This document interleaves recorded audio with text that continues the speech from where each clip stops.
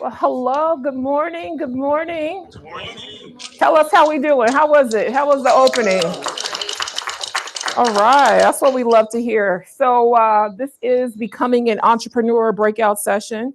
I want to make sure everybody in the right place. We all in the right place? Yes. Awesome, awesome.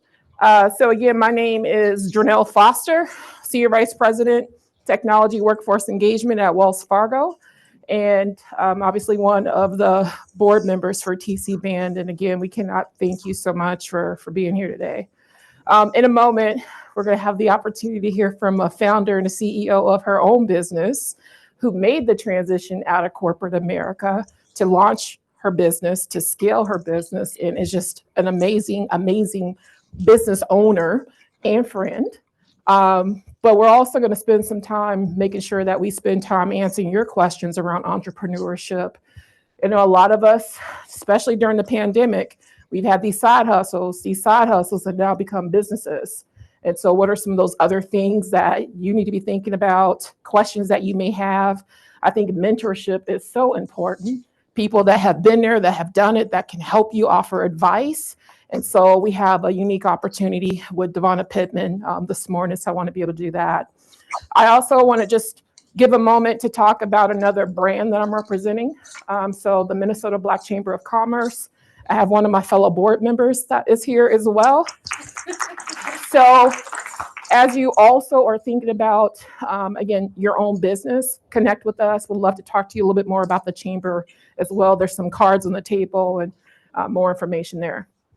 The other thing is I have 2 gift cards. So be thinking about those questions. So whoever has the best question, 2 people, we got some gift cards sponsored by Target. So that's what we will do.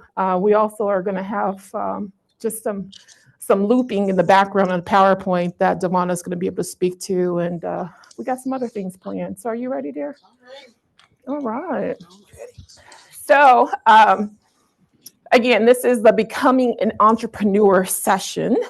And, you know, one of the things that I love to do is not to read a bio, but to give the person their flowers, be able to talk about who they are. I think the best stories that we hear are what you say about yourself. So if you could introduce yourself to the audience for a moment. Oh, yeah, I never really do a good job introducing myself because literally, I'm a multi-potentialite, Okay. and a multi-potentialite is someone who just kind of does whatever they want to do.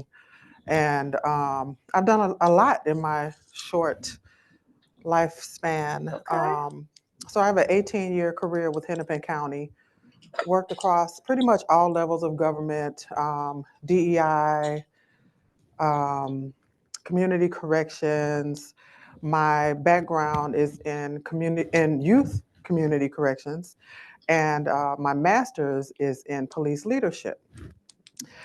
After a lot of the killings of black men across our state, I just decided, you know what, I'm going to train these chiefs. I'm going to work with these executive police leadership folks, and it didn't turn out that way.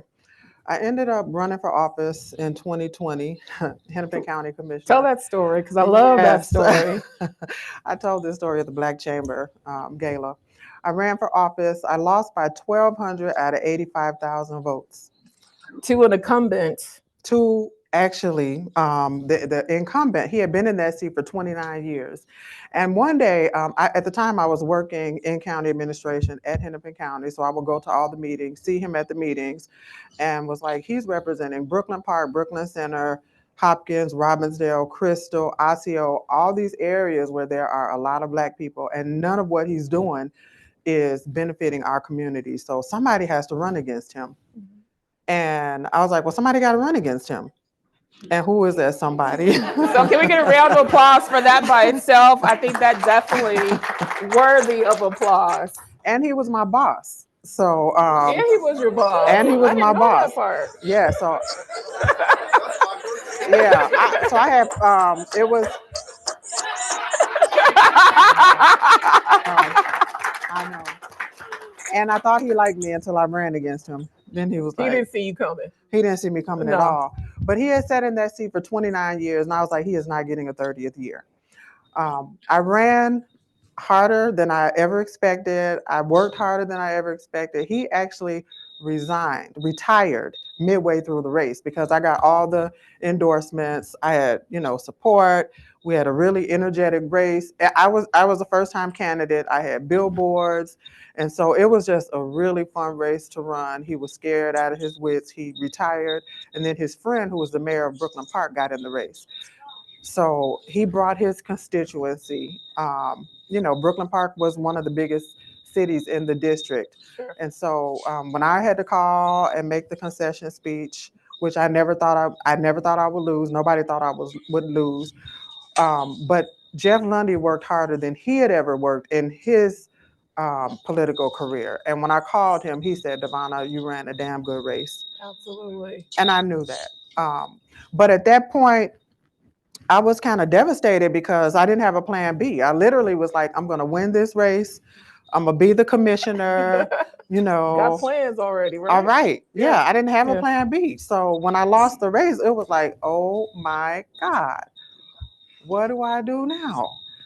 So I knew I couldn't work for the county anymore. I knew that was done. I knew that I had literally reached the pinnacle of what I could do there. I had broke the ceiling already. I had worked for and with the top folks at Hennepin County. And, in so many ways, I knew that I had to go. And so I did. I put my notice in and I went to work for a local nonprofit for 1 year. And I knew that I had reached the pinnacle at that organization and it was time to go. And no more working for other people. No more working for other people. No. So I've been working, gigging on the side. Nature Syrup was this thing. Should I move into that? Let's move into it. Okay. Nature Syrup. I registered the business in 2017 as Nature Syrup Body Butter and Products, LLC. Because I chopped off my hair in 2013. I was the girl known as, when people saw me, they would be like, "Oh yeah, that's the girl with the pretty hair." Because I had this long, pretty hair that was, chemically relaxed, bouncy, and it moved when I moved. And I was just known as the girl with the long, pretty, thick hair. And I wrote, I'm an author. I've written and published 3 books. My first book, My Pretty and Its Ugly Truth, was really about my life growing up in the hood, overcoming poverty. I talked about the sexual abuse that I had endured, overcome, and become, someone who was an advocate. So my book was, I had written and published this book before I was 35, and everybody was like, "A memoir at 35?" I'm like, yeah, I had a lot to say. My life had been pretty full at that point. So I wrote this book, and after I wrote the book, it got a lot of recognition. So people started to know my name after I wrote the book. I was traveling, talking about My Pretty and Its Ugly Truth. The book was like used in public schools for conversations. Wow. So I started to think about how I showed up in the world. Like I'm talking about My Pretty and Its Ugly Truth and Devonna Pittman as not only a brand, but as someone who was walking in their truth. And so for me, walking in my truth meant chopping that hair off, the chemical relaxer, to finally experience my hair the way it grew out of my scalp. Like so many other Black women, I had a love-hate relationship with my hair. Mm-hmm. I had a chemical relaxer since I was like 5 years old. So I had never, ever, ever felt my hair the way it grew out of my scalp. So I chopped it all off at 2:00 in the morning with my daughters at my side. 2:00 in the morning. It was 2 in the morning because I kept thinking like, I'm just gonna let it grow out. It was frightening to me not to have long hair, not to have strong hair, straight hair. So I said, I'm gonna just let it grow out. I'm gonna have the new growth come in. Kind of like the double dutch. And I did that for a while. Not do it. For real. Should I do it? I'm like, oh, I don't know how I'm gonna look with short hair. We go through that thing. So I remember washing it one day, putting in my conditioner, letting it sit all day long. So I was like, okay, at the end of the day, my hair gonna be so soft. Y'all know how we do. It's gonna be so soft from all this conditioner. And at the end of the day, I took the plastic cap off. First of all, I took my hat off because I had on, it was a deep conditioning treatment. I remember going into the bathroom and trying to detangle my hair, Mhm. and it just wouldn't do it. It was all knotted, and I was like, and it was depressing. I was like, this is a lot. Mhm. I mean, literally, I was in the bathroom and almost in tears because I could not detangle my hair after having conditioner in it all day because the two textures were not agreeing. And I said, you know what? I said, my daughter, just go get to my daughter, just go get the scissors. Let's just do the big chop. Yep, just go get the scissors.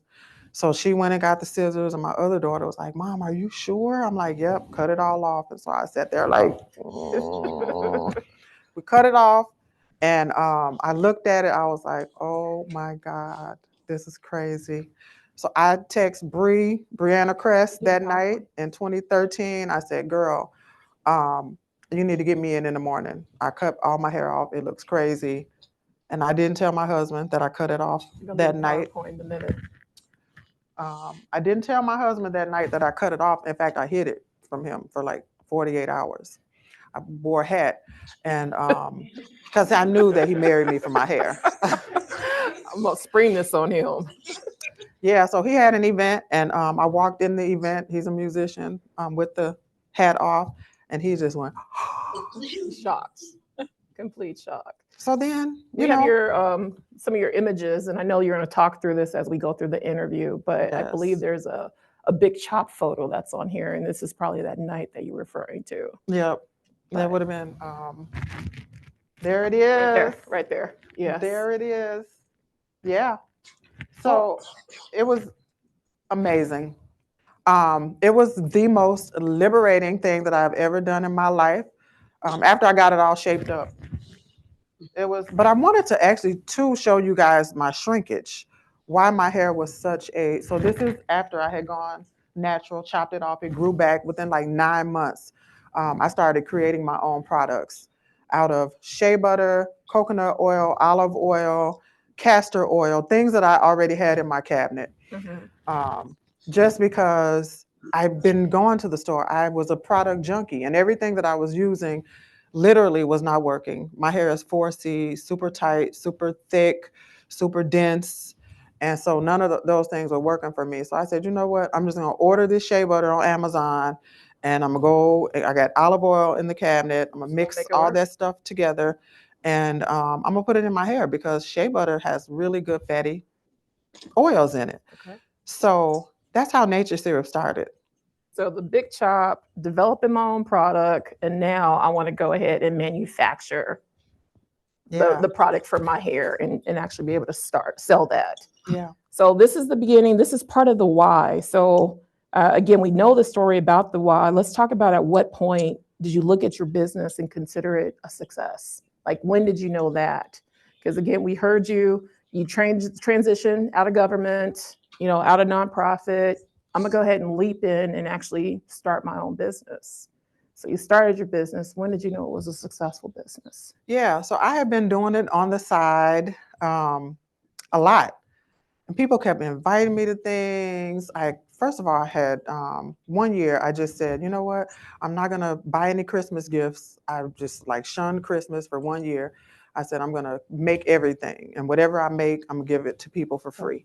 So I gave people body butter at my church, and they were like, they used it, they took it home, they used it, and then the next week they came back and they were like, Devonna, that stuff you made, oh my God, it is amazing. If you make it for us, we'll pay you. And I was like, you'll pay me? They were like, yeah, we'll pay you. So I said, okay. So I got in my kitchen, I started making it, went to Amazon, ordered containers, these little containers, started making some labels, shabby little labels just to kind of put the name on it. Started thinking about what we were going to call it. What am I going to call this thing? Let's see, I wanted to be plant-based. I wanted to be something that people can put on their babies, their pets, and themselves. And so that's how the name was born. But I knew that it was something when I was in my kitchen and I would lose track of time. I would literally be in the kitchen blending products, mixing things, and I would look outside and it would be dark. Like, where's the day go? Oh my God, like I literally been in this kitchen for 5 hours, 6 hours, making products, and I think it was the essential oils we know are really good for our mental health. And I said it the other day. I have all the letters: ADD, ADHD, all the letters, and it's really hard for me to slow down to just stop. So when I'm creating nature syrup, I lose track of time. So I knew that I had something that I was passionate about. I knew I loved doing it, and I knew other people loved how they felt when they used the product. And I remember when I was at the county thinking like this, both of these things are taking up a lot of my time. I'm out in the community. Nature syrup is bringing me out into the community. Um, what if I traded one for the other? What if I didn't do that? And I could not move away from the idea of not doing nature syrup. So I knew I had something. And then I knew that the demand was there. I knew that if I stopped, so there was one other person that I would consider a competitor in the state, maybe two, because there's a lot of people who sell body butter. Mhm. But I know that also knew that there were people who would like come to me and say, "Oh no, I like what's her name's stuff," and I'd be like, "Okay, well, try this or try that," you know. And so, knowing that, I knew that there was room for me, and so I knew that I would focus on creating other products, which I did, and which most of my competitors did not. They stayed pretty clear to the products that they had. But Nature Syrup started to grow, and Nature Syrup started to grow and add more products. And since then, I've formulated over 80 plus products. Congratulations on that. So I knew I had a thing because people kept coming back, and people kept I'm a coming back. customer. I don't know who else knows about. They're pulling out their bags. Yep. Talk Yeah. about just the duration of time. Like again, when did this start? And then kind of fast forward right now. I mean, are we talking about 2 years, 3 years? It's crazy because it takes a really long time. But you know how they say, when you're having fun, It's not work. yeah, yeah. Time flies when you're having fun. 2013, I started. 2012, I chopped off my hair. 2013, I started creating products. Actually, before that, but when I realized that it was something that I could share with people, it was probably less than 9 months, 8, 9 months. Um, so it's been almost 10 years. 2013 is 2023. It was like so 10 years now since I've been creating products. But the evolution has been a series of things. It's been me developing products for myself, then realizing that I had something that I could share with other people, and then realizing that people would spend money on this thing. I would say the one piece that was the most eye-opening for me was that I could literally take this thing to market, like retail. I could get it into retail. And I think most people stop short before they get to that point. And a lot of it is, I know we'll get to the question, but the financial piece. Like I have The capital. bootstrapped this business for 9 years. So let's transition to that because I think one of the biggest challenges, especially for our community, is that capital is a challenge. We don't have mom, dad, grandma, grandpa that's able to, offer, several $1,000s to pour into a business to get it off the ground. So a startup. A lot of times, us as Black people, people of color, we're going to our personal savings, our 401ks, whatever, to pour into our dreams, into our vision. So talk about your start Yeah. and the capital investment journey. Yeah. I'm going to be very authentic, very transparent.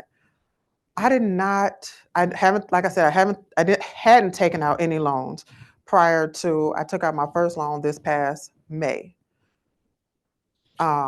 Literally, everybody's situation is different. I'm married.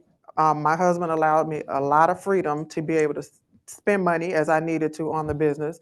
So I would probably spend about $1,000 a pay period on nature syrup, to buy packaging, products, raw materials, and anything I needed for the business. I had the flexibility to be able to do that.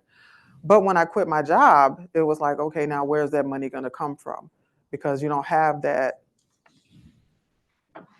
that It's not there. you don't have that extra Yeah. money every 2 weeks, and so we have busy times where like we do some big conferences and we might make like $6,000-7,000, but I might go to an event and make $250.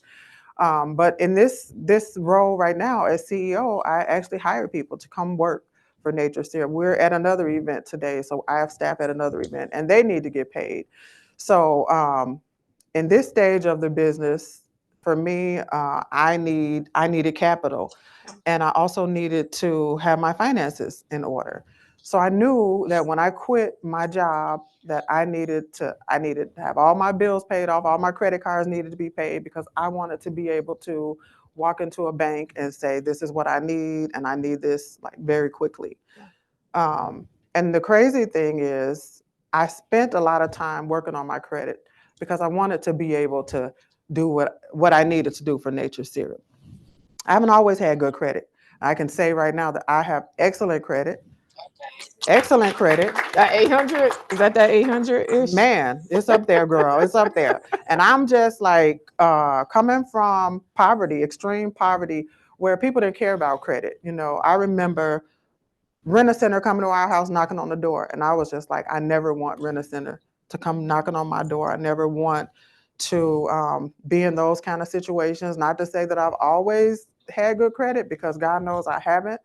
But the dream that I had for Nature Syrup, I knew that I had to be prepared to compete, because I could not, anything can happen. Miracles can happen.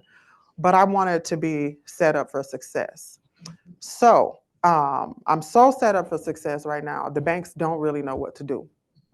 Say more about that. What Because I'm asking for $500,000 or $500,000, and they're like, this is this black woman, black woman who's never. Well, I do have. So we're in Macy's. You can go to Macy's.com and pick up our products. But thank you. But for most banks, they haven't financed a beauty brand. They haven't financed someone in the cosmetic industry who is saying, we need $300,000 next week. It would be simple for them if I walked into the bank and said, can I have 10,000 or can I have 20,000? But when you're thinking about mass retail, that's not going to cut it. Adding another zero. Exactly. Bigger numbers, higher numbers. Wow. Right. Well, I want to get you guys in the conversation as well. I want to ask you one more question. You kind of already hit on a couple of successes, because I was at your launch party. Amazing launch party going into Macy's. I also know that you've been a part of some accelerators. You went to Goldman Sachs and you won something pretty significant, and just this experience. So as you guys are thinking about your question for Devonna, if you could just talk about some of these highs that you've had, that the business has experienced, and just share some of that. Yeah. So I didn't even know we were going to talk about that. I want to talk about, you very active on social media. If you do not, this woman manages her social media, manages her brand amazingly well. And so we follow you, we see you. Thank you. Y'all follow me on Instagram, Nature Syrup, please. Because I lost my social media about a year ago, so I've really been working to get it back. Nature Syrup. Let me tell y'all about Goldman Sachs. First of all, I might get a little emotional about this, because I remember someone texted me and said, Goldman Sachs has this opportunity available. You should go and apply. And I looked at it and I was like, they're not going to pick me. I was like, they won't pick me. And I rolled over, and then a couple of days later, I was like, let me just go back and look at it. So I went back, I looked at it, scrolled through, put it in my calendar. I was like, okay, the due date I need to get it done before the due date. So you're contemplating right now, is it worth my time, my energy? Right, because I've applied for things before that I really, really wanted and didn't get them. And so in this case, I was like, who wouldn't want to get Goldman Sachs? Mm-hmm. Who wouldn't want that? That's next level. It's next level. It is. So I applied, and then I just said, okay, I'll apply, I'll put it there, and then I'll just wait and see what happens. And then they called, sent me an email and said, you're chosen to get an interview. So I remember sitting down doing the Zoom interview, and they didn't have any facial expressions on the Zoom. And I was like, oh, they're not going to pick me. 2,000 applicants, 150 women across the country. Wow. So when I got the email that I had got accepted, I was just like, whoa, what? Yes. Me? For real? This old girl from the hood? Gosh. So I remember thinking the day I walked into Goldman Sachs, which is, if you've ever been there, it is so intimidating. It is grand.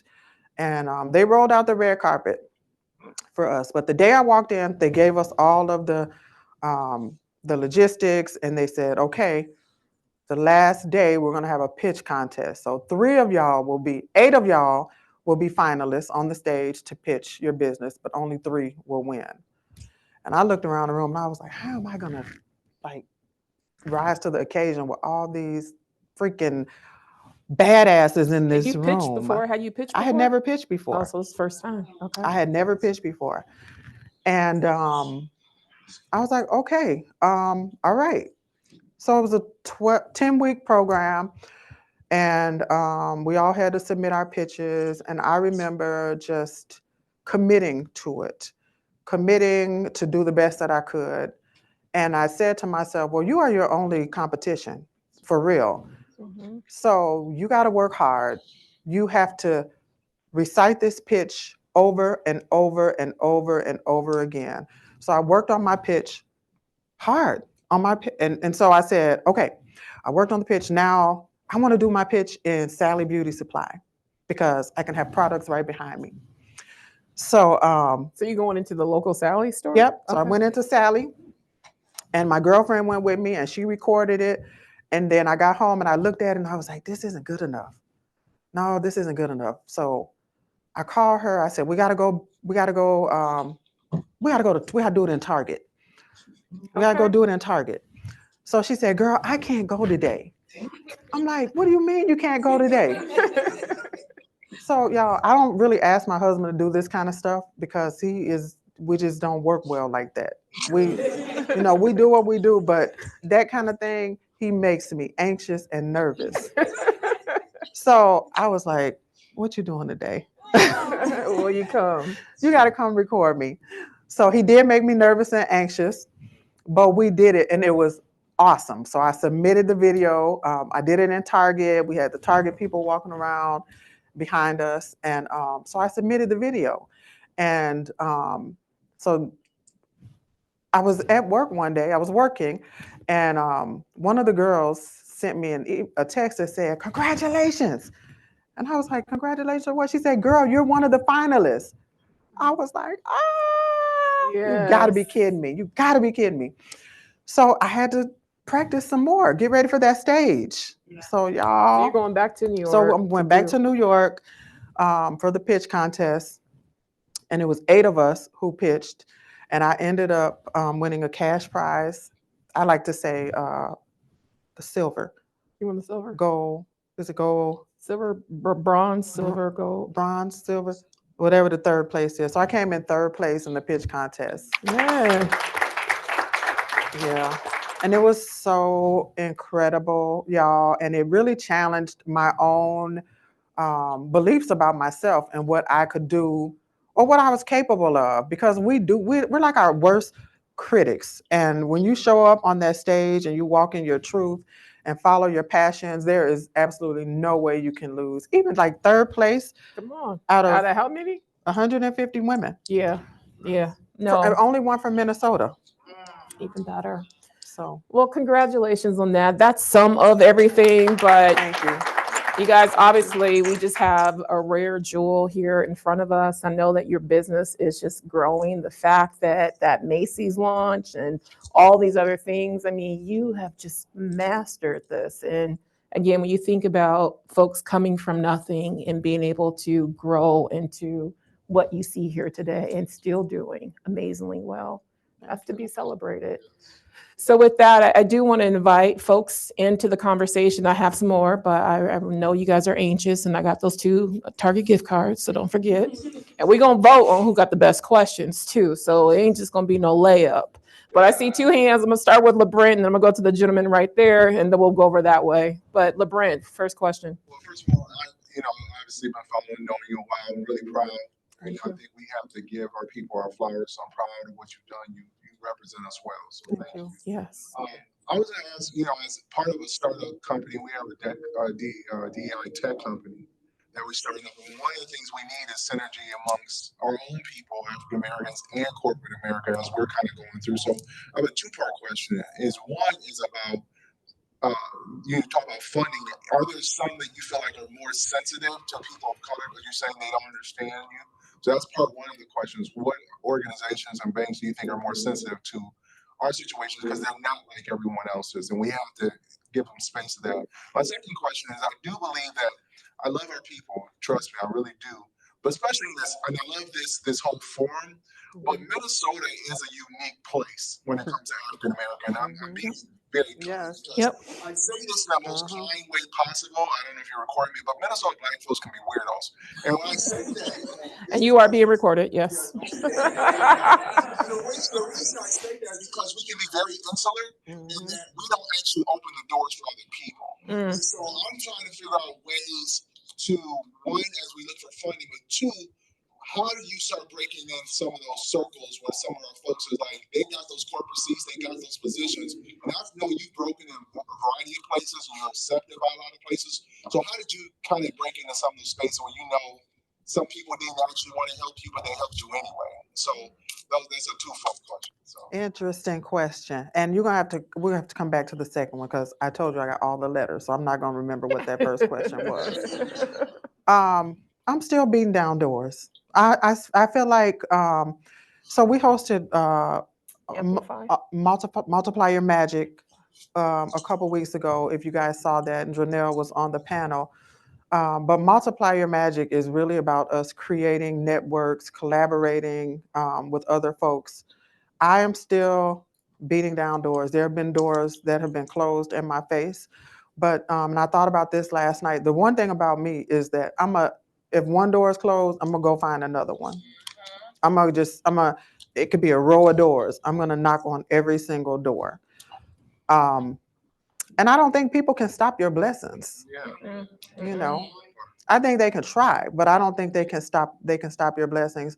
When I think about my the manufacturer and the chemist that I work with, that's a testimony in itself. Because I met them 6 years ago and they were like, "Oh yeah, you're just starting out, keep going. We got a little advice for you, take this advice, but we'll talk to you in a couple years." But now they work for me. So keep knocking on the doors. As far as banks, what we need to remember with these financial institutions is that they work for us. Yeah. They want our business, and that's what I'm just now starting to realize. When we're high risk, then we kind of need them. And I've been high risk before where, I've had to pay these high interest rates on money or, the way they treat you when you have bad credit. But when you don't have bad credit, they work for you and you can literally call them and say, I need to talk to the underwriter. I need to know what the issues are. I need to know why y'all are taking so long to fund this. And really just recognizing our place. But you are a customer, regardless of what your credit status is. If this bank has started an application with your name on it, you deserve to be able to ask them questions. And so we as a community, I think the banking industry is realizing that having our money, doing business with Black people is beneficial. Yes, it's good. It's just good business, and so we need to recognize that they work for us at the end of the day. And so let's interview these banks. And that's basically what I told the bank that I'm working with right now. Like, I chose you out of all these other banks. So now I need you to answer all these questions and I need you to tell me when my money is going to be available. And I just want to shout you out because you just did a keynote for us at the Minnesota Black Chamber of Commerce, and all the banks were in the room, right? All the lenders. And again, knowing these stories and wanting to be engaged, wanting to provide, different type of funding to help you get to where you are. I mean, they want to partner. And so how do we make more of that and demand more of that? And yes, I work at a bank, and yes, we need to do our part as well. But again, we showing up and our numbers are right, our documents are in order and all those other things. So it's just something that needs to happen. We gotta change it. Gotta change it. Gentleman in the back and the flip-flop across the room. Thank you for having me. Truly appreciate the story. You're an author, so you already know about copyright, so you're dealing with your intellectual property on that side. What are you doing to protect your formulations and your intellectual property on the beauty side? Yeah, so I am working directly with a chemist. All of my blends are proprietary, and we have an NDA. So I've had my formula stolen before.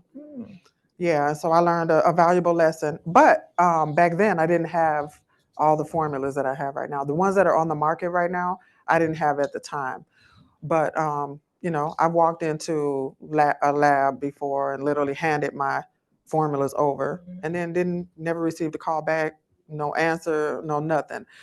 So and these are the things that you learn the hard way. But You patented um, your formula. yes, we're working on that right now. So I'm in the process of reverse engineering all of my formulas. So basically, when I make things in my kitchen, I put a little of this, a little of that, 2 tablespoons of this, 2 tablespoons of that.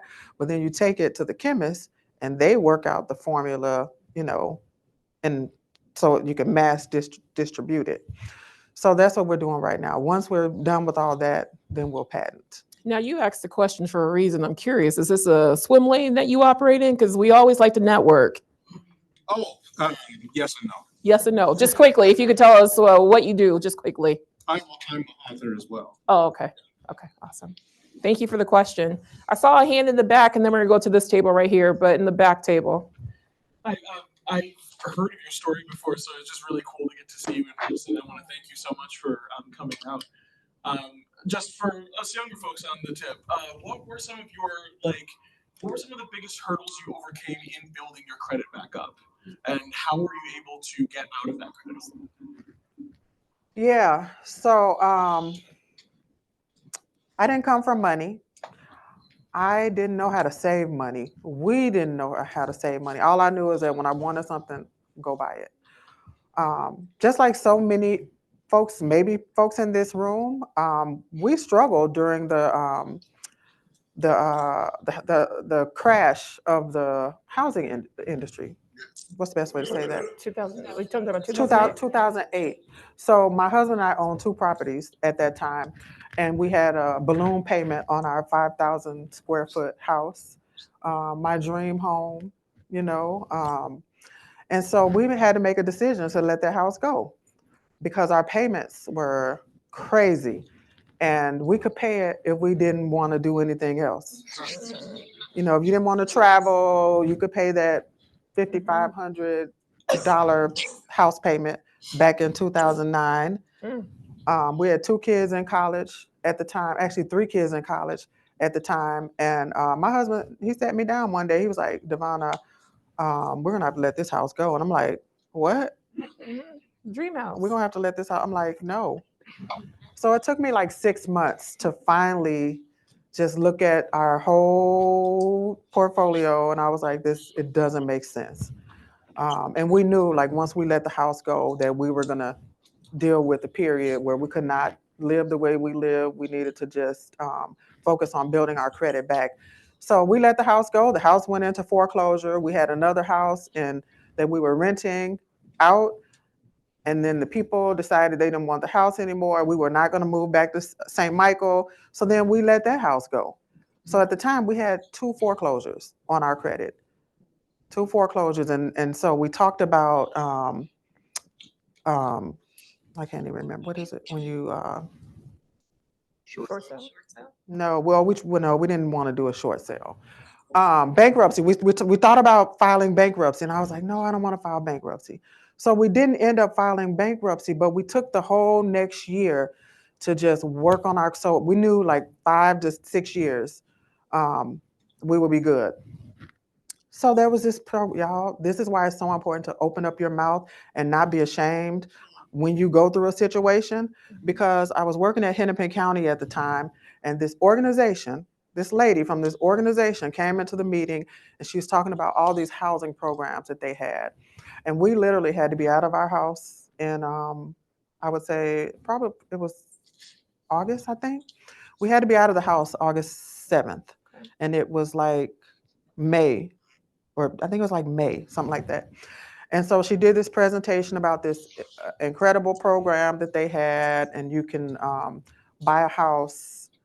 You can buy the house, and then they would buy the house for you, and in a year you'd own the house. Okay.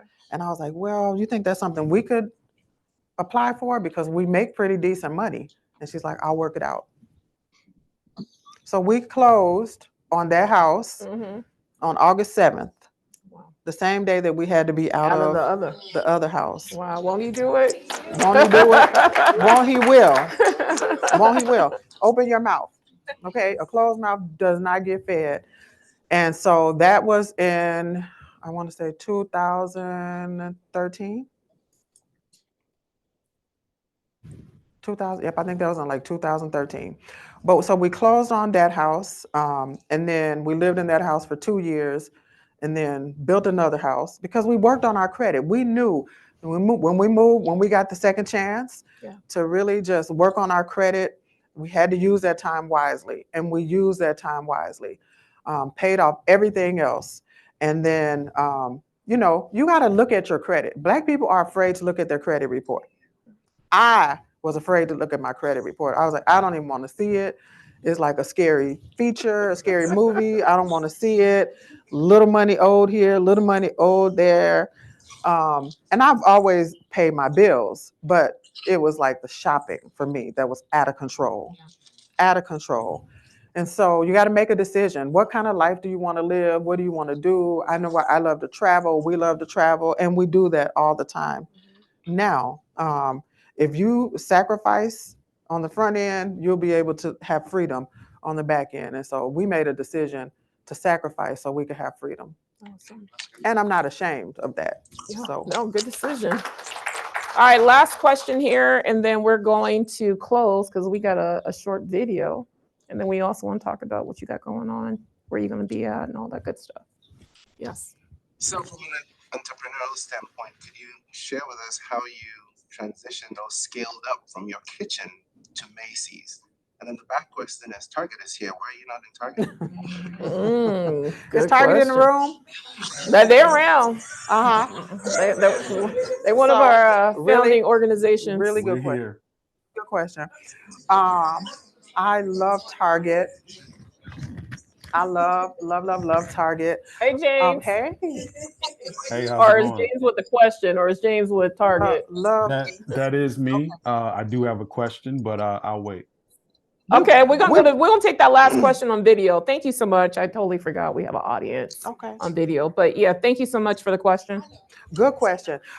So actually, I was really wanting Target really bad before Macy's. I wanted Target so bad I could taste it. I've been meeting with Target for like the last 7 years.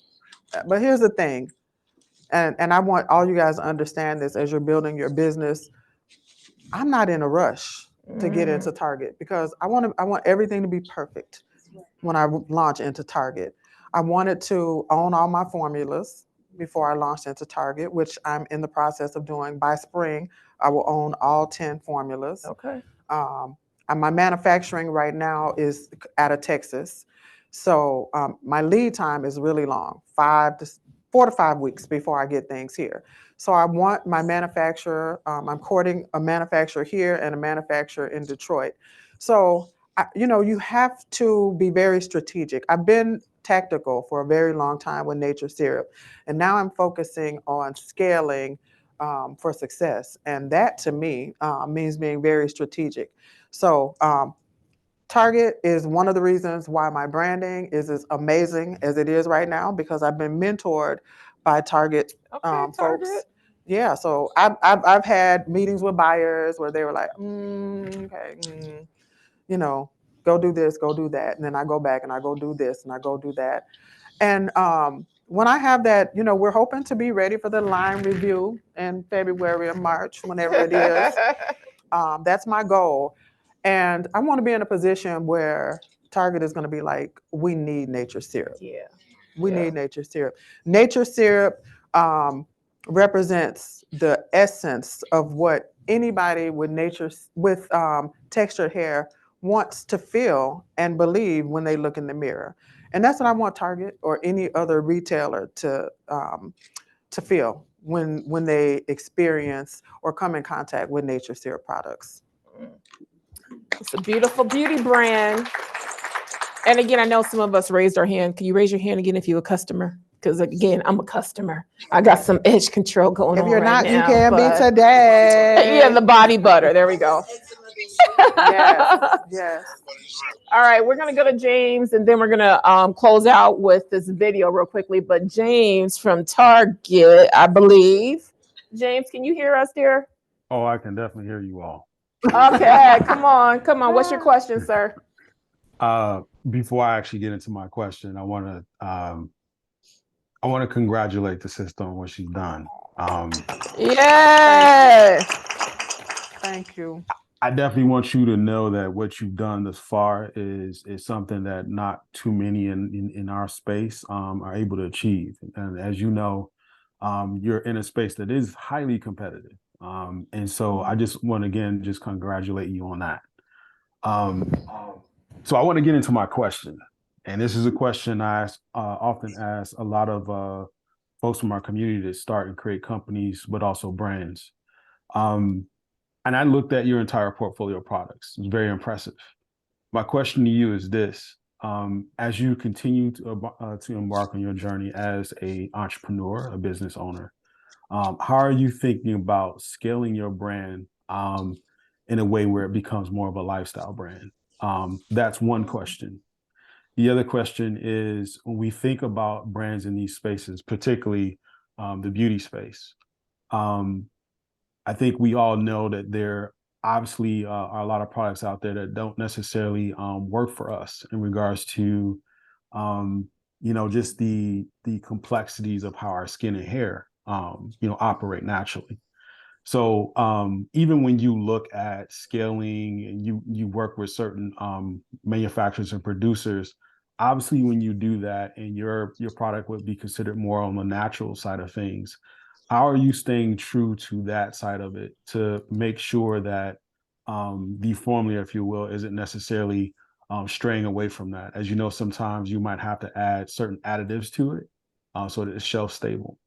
So I wanted to ask that question as well because again, as you scale and there's more demand for it, these are the things that you're definitely going to have to be aware of, and just making sure that you stay true to that side of it, because I think that's the thing that often gets missed, specifically in this space, and it's imperative for not just yourself but like the community of which your products will serve, that is something that you could at least hold dear to and make sure it stays consistent.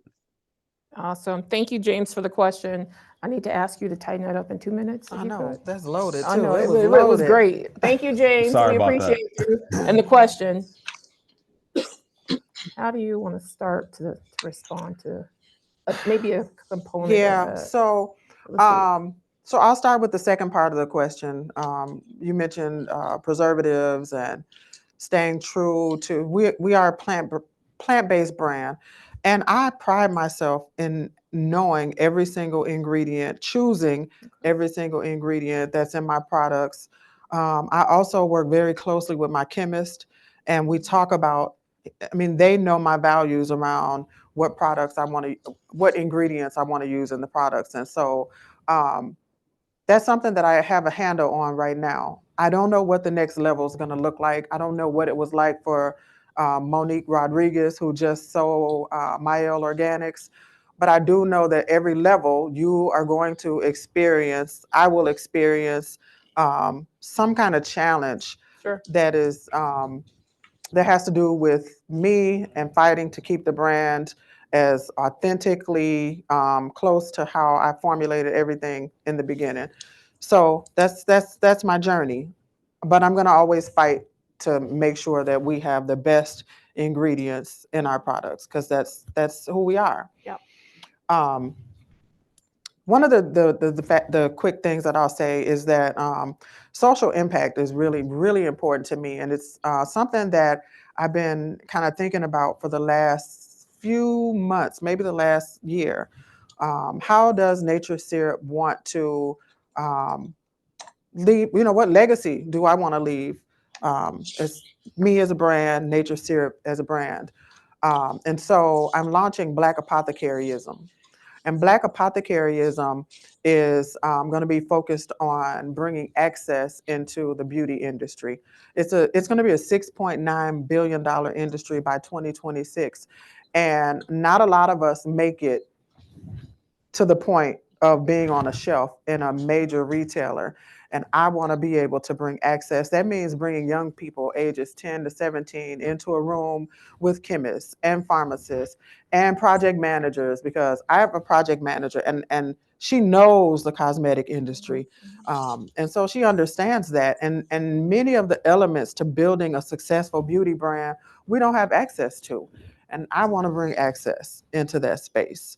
So for me, there's something truly special about Nature Syrup aside from Devonna Pittman. And I think that's why people are so attached to it. That's why it's so attached to me. And when I think about the idea of Nature Syrup being a lifestyle brand, Yes. it is a lifestyle brand. It's all of us in this room, because we're all very different. Our hair is different. Our hair is diverse. And it's not just created mainly for the textured hair and the afro Yes. and the locks. I've been locked 3 Everybody. years, Yes. and Nature Syrup still does amazing things on my locks.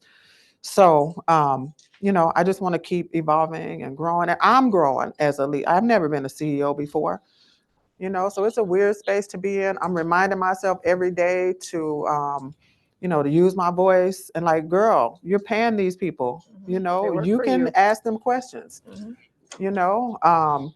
So with that being said, Can we roll the video? Janelle, I love you. Thank you so much for having me here. Absolutely. Thank you. Well, we are so proud of you and Thank all you. that you've accomplished, because you are inspiring not just us here in the room, but so many others. And again, the impact that you've had, the legacy that you are building. So Should if I we get can up? show this quick video, we're going to give out these gift cards in a moment. We're going to make sure. Oh, go ahead.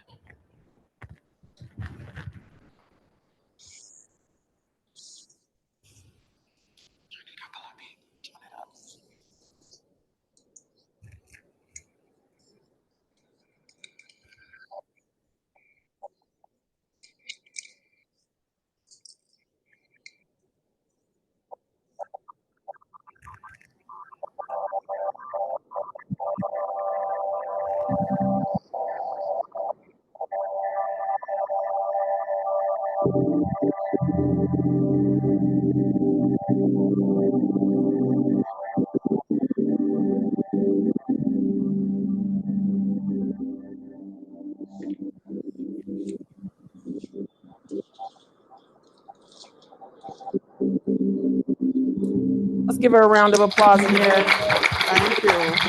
Devonna, so amazing. Tell us where we could find you at. We know that you're here, but just give us a quick 30-second wrap up, and then we need to get transitioning to the next session. You can find my products, naturesyrup.com. Follow me on LinkedIn. Follow me on Instagram. Like she said, I have a very active, animated social media. That's been my goal She done for beat the myself algorithm, this year. y'all. I'm just telling you, she know I the did. algorithm. I'm getting paid on Facebook, y'all. Not a lot, but I'm getting there.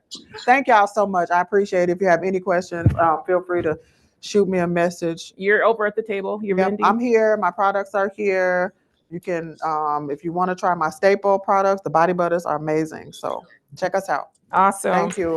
All right. So before I let you guys go, 4 of y'all asked questions. I got